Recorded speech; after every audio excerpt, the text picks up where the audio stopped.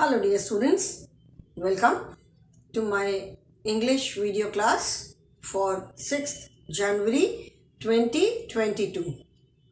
I am sure children, you all are keeping in good health.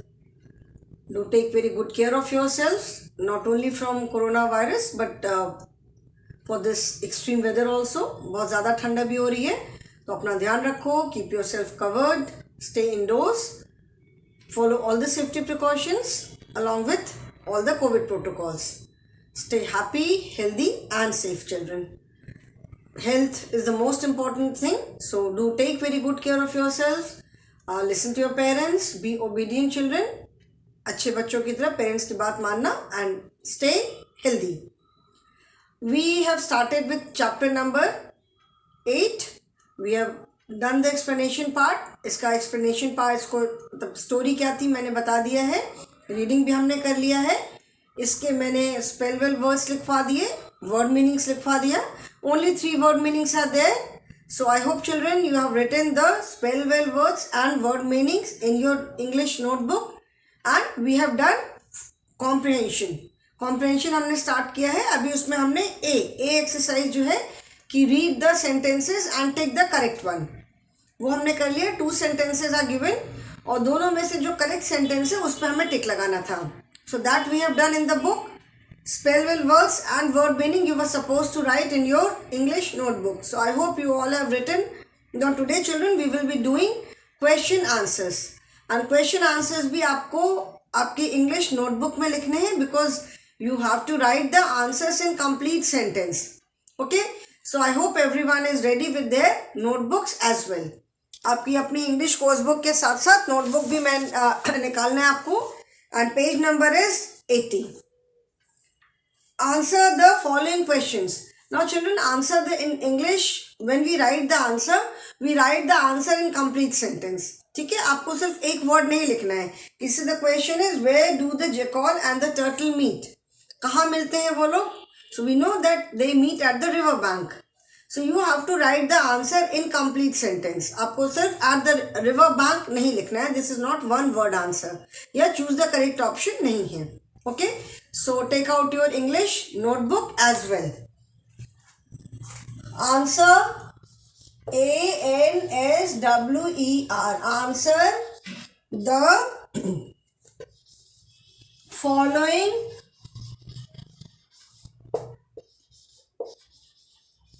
questions in COMPLETE. Incomplete, मैं पूरा लिख दे रही हूँ. Incomplete sentence SENTENCE. Answer the following questions in complete sentence. मतलब आपको इन question के जो आंसर लिखने हैं ये पूरे सेंटेंस में लिखने हैं so that you do not have any confusion whatsoever. कोई भी आपको कहीं पे भी कोई कंफ्यूजन ना हो. आपको पूरे सेंटेंस में ही आंसर लिखना है. Okay, now question number 1 is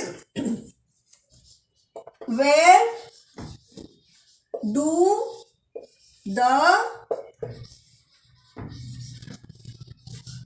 jackal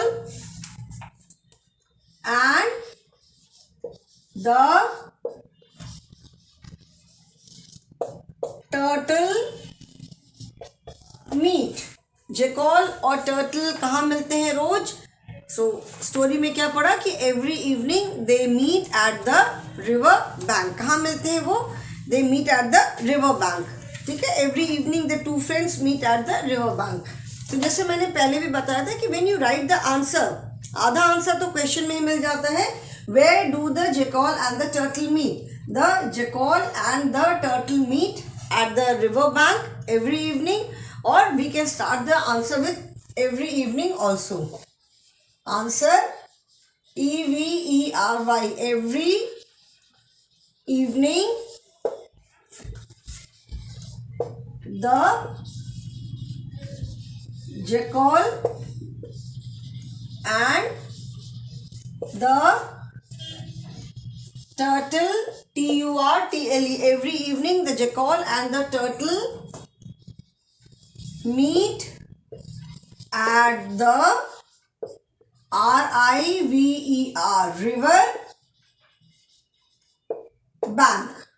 Every evening, the jackal and the turtle meet at the river bank. Question number 2 is, what? मैंने ये इनकम्प्लीट सेंटेंस इसीलिए लिखा है कि so that when you write the answer you have to you know that you have to write the answer in complete sentence.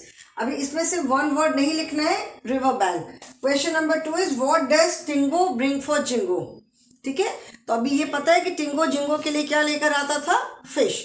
तो आपको पूरा sentence लिखना है, सिर्फ फिश नहीं लिखना है. Okay, what does Tingo, Tingo, Tingo bring for Jingo. What does Tingo bring for Jingo? The answer is, Tingo Jingo के लिए क्या लेकर आता था, Tingo.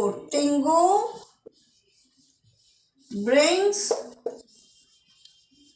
fish for ginkgo.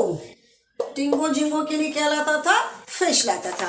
Now children, since this entire lesson, ये पूरा लेसन फर्स्ट मतलब present tense में है, इसीलिए आप देखोगे कि जितने भी इसमें एक्शन वर्ड्स यूज हुए हैं, all the action words are used in their main form. ठीक है, अभी हम एक्शन वर्ड्स के साथ at some places we add S, और कहीं कहीं पे हम एस नहीं ऐड करते. ठीक है, तो जैसे व्हाट डज टिंगो ब्रिंग, जैसे डू एंड डज मैंने बताया था, these are helping verbs, do and does. Do भी एक्शन वर्ड है, डू मतलब काम करना. तो हम डू को कहाँ यूज करते हैं एंड डज कहाँ यूज करते हैं. जैसे ही, she and it, has and have में भी हम ही, शी एंड इट के साथ हैज यूज करते हैं. Similarly in do and does, with he, she and it we use does. He does, she does, it does. Okay, बाकी I के साथ do, we do, you do, they do. ठीक है, बाकी सारे जितने सिंगुलर या प्लूरल फॉर्म्स हैं सबके साथ हम डू यूज करते हैं, बस ही, शी एंड इट के साथ हम डज यूज करते हैं. ठीक है, तो जब डज के साथ हम वर्ब को यूज करते हैं, मेन वर्ब जो है, then we use the main form. What does Tingo bring. जैसे इफ यू रिमेंबर, क्वेश्चन में अगर डिड होता है, अगर ये क्वेश्चन पास्ट फॉर्म में होता है कि what did Tingo bring for Jingo, तो डिड के साथ हम क्या यूज करते थे, if you remember, do and does का पास्ट फॉर्म इज डिड. तो डिड के साथ मैंने बताया था, अगर आपको याद होगा कि क्वेश्चन में डिड होता है तो आंसर में हम हमेशा वर्ब का पास्ट फॉर्म यूज करते हैं. What did Tingo bring for Jingo, Tingo brought, तब हम ब्रिंग का पास्ट फॉर्म यूज करते हैं, brought. Where did jackal and the turtle meet, they met. Meet का हम पास्ट फॉर्म यूज करेंगे.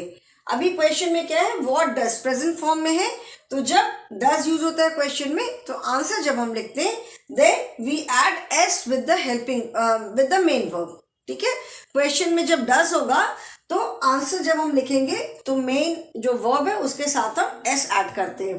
तो what does Tingo bring for Jingo, Tingo brings fish for Jingo. Okay, 2 more question answers are there. आप ये दोनों लिखो.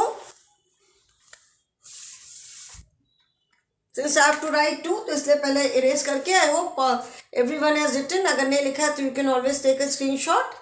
So I'm sure you all have taken the screenshot. अभी मैं ये दोनों इरेज कर रही हूँ. ठीक है, 3 and 4, 2 more question answers are there. Children, these are some of the rules कि जब क्वेश्चन में did होता है, then we use the past form of the verb in answer. Question में अगर डज है तो हम आंसर जब लिखते हैं तो वर्ब के साथ एस ऐड करते हैं. ये आपको याद रखना होगा. You will have to remember this. Question number 3 is, who has caught the turtle. Question number 3 is, who has caught the turtle. Who has caught the turtle? ठीक है, टर्टल को किसने पकड़ा हुआ है. ठीक है, यहाँ पे caught is the past form of the verb catch. ठीक है, लेकिन हमने यहाँ पे past form यूज किया caught, उसके साथ has भी यूज किया है. Who has caught the turtle, मतलब किसने टर्टल को पकड़ा हुआ है। ओके, अभी जैसे आप जब और बड़े क्लासेस में जाओगे और सीनियर क्लासेस में जाओगे तो जैसे जो हम वर्ब पढ़ते हैं, तो अभी हमने तो सिर्फ प्रेजेंट टेंस और पास्ट टेंस पढ़ा, आप आगे जाओगे तो उसके और भी कई सारे टेंस होते हैं, वो पढ़ोगे। ठीक है, वर्ब टेंस का मतलब होता है टाइम। तो हम जिस टाइम की बात करते हैं, अभी की बात कर रहे हैं या पास्ट टेंस की बात कर रहे हैं या पिछले कुछ समय पहले की बात कर रहे हैं, अभी कोई काम हो रहा है तो उसके अकॉर्डिंग हम वर्ब को यूज़ करते हैं। अभी हमने सिर्फ present tense and past tense पढ़ा है। हैज़ कॉट, ये भी एक वर्ब का यूज़ है। इसको क्या कहते हैं, कौन सा टेंस कहते हैं, अब इसके लिए आप बहुत छोटे हो, आप अभी जब बहुत थोड़े सीनियर क्लासेस में जाओगे तब आप पढ़ोगे। मैं अभी एक्सप्लेन कर भी दूंगी तो भी आप समझ नहीं पाओगे अभी। ठीक है, तो who has caught the turtle, turtle को किसने पकड़ा है? Answer is LINGO, Lingo lion. ठीक है, Jingo the jackal, Tingo the turtle, Lingo lion. Since it is the name of the lion, तो लिंगो एंड लायन दोनों का L कैपिटल है। बुक में देखूं क्या है, L कैपिटल है कि नहीं लायन का? नो, लायन का L स्मॉल है। ठीक है, लिंगो lion L small. Who has caught the turtle?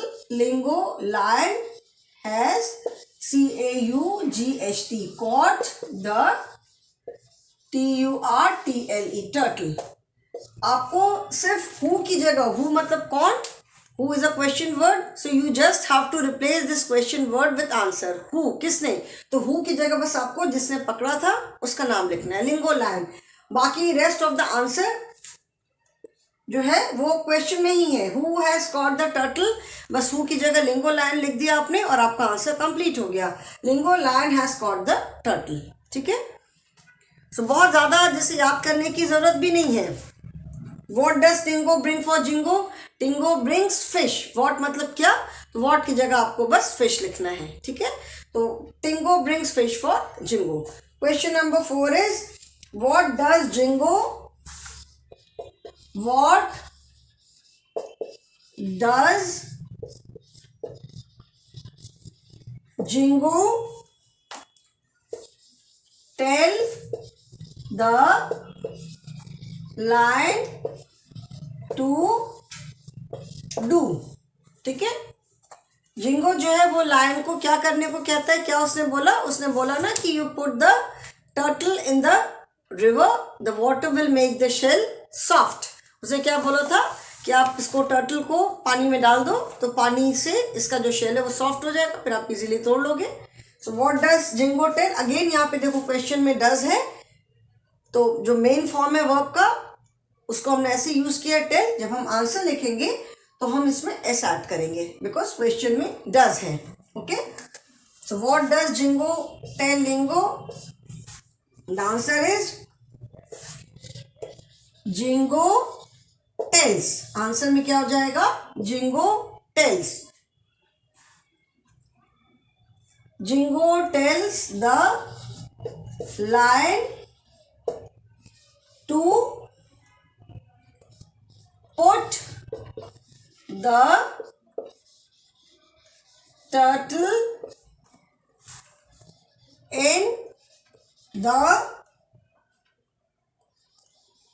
river as water will make the shell soft। ठीक है, Jingo tells the lion to put the turtle in the river as water will make the shell soft। ठीक है, अभी देखो question में since does था, question में what does Jingo tell, तो जब हमने आंसर लिखा तो आंसर में क्या लिखा, जिंगो टेल्स। ठीक है, आंसर में क्या हो जाएगा, Jingo tales.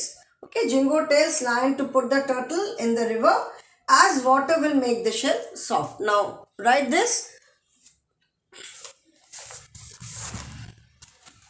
and I hope everyone has taken the screenshot now. So children, we have written the question answers today. Now comprehension exercise is over। ठीक है, comprehension exercise खत्म हो गई। अभी इसके बाद है grammarly।